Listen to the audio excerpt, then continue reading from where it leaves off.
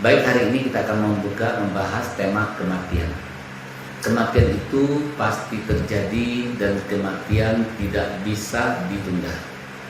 Setiap yang bernyawa itu pasti akan mati, dan mati itu sudah ketentuan dari Allah. Kematian juga tidak bisa dimajukan dan tidak bisa ditawar-tawar dalam kematian. Jika datang saatnya kematian itu, maka itu akan terjadi. Kematian itu pasti terjadi karena kita berpindah alam. Kehidupan kita ini mengalami 5 fase. Fase pertama alam roh, fase kedua alam kandungan, fase ketiga alam dunia, fase keempat alam kubur, fase kelima yaitu surga dan neraka. Masya Allah, luar biasa. Kita sekarang masuk ke fase kedua, kita di alam kandungan. Alam kandungan kita ditiupkan terus selama kita masih umur 4 bulan dalam kandungan. Sesudah itu kita mengalami yaitu alam dunia. Di alam dunia begitu kita terlahir, kita terjadi menangis. Mengapa menangis? Karena di alam kandungan kita tidak ada tugas. Tidak ada tugas. Makan tinggal makan, minum tinggal minum, mandi tinggal mandi. Kita tidak punya tugas. Begitu di alam dunia kita memiliki tugas, yaitu tugas kita ada 3. Pertama ibadah, yang kedua khalifah, yang ketiga berdakwah. Nah, pada saat di alam dunia, seorang bayi ini tergantung kepada orang tuanya. Orang tuanya baik, maka bayi ini, anak kecil ini akan dibawa dengan kebaikan. Namun sebaliknya, kalau orang tuanya tidak baik, maka bayi ini akan dibawa ke arah tidak baik. Nah, setelah dia dewasa, itu tergantung kepada manusia itu. Karena hidup itu adalah pilihan. Kita pilih beriman, silakan beriman. Kita pilih kafir, silakan menjadi kafir. Masya Allah, luar biasa. Ini adalah pilihan. Jadi yang menentukan kehidupan kita adalah pilihan kita sendiri. Masya Allah, luar biasa. Nah, di sini sesudah itu kita mengalami kematian. Mengalami kematian ini ada 2. Satu, kematian dengan cara baik. Yang kedua, kematian dengan cara buruk. Di mana orang-orang yang bertakwa dimatikan dengan cara baik. Maka Allah jelaskan bahwasanya di surat 16 ayat 30 sampai 32, katakan kepada orang bertakwa, apa yang kamu dapatkan? Yang kami dapatkan adalah kebaikan-kebaikan. Yang kami dapatkan adalah kebaikan-kebaikan. Dan orang yang bertakwa akan dimatikan dengan cara baik. Dimatikan dengan cara baik, dipanggil dengan cara baik. Namun sebaliknya, orang-orang yang kafir dimatikan dengan cara tidak baik. Dengan cara tidak baik.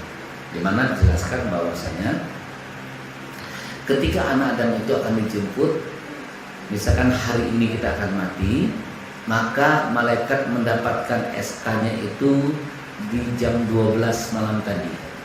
Kalau andai kata kita orang baik, maka malaikat akan mengambil kain putih yang bersih, yang baik untuk membungkus ruh kita. Dan andai kata kita ini orang yang tidak baik, maka akan dibawakan kain putih yang aromanya sangat busuk sekali. Aromanya sangat busuk sekali untuk membungkus ruh kita. Nah, orang-orang yang baik dimatikan dengan cara baik, yaitu dipanggil. Bagaimana panggilannya?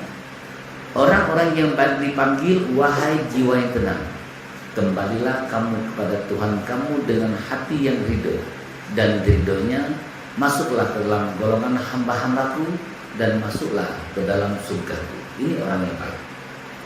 Namun sebaliknya, orang-orang yang tidak baik dimatikan dengan cara tidak baik.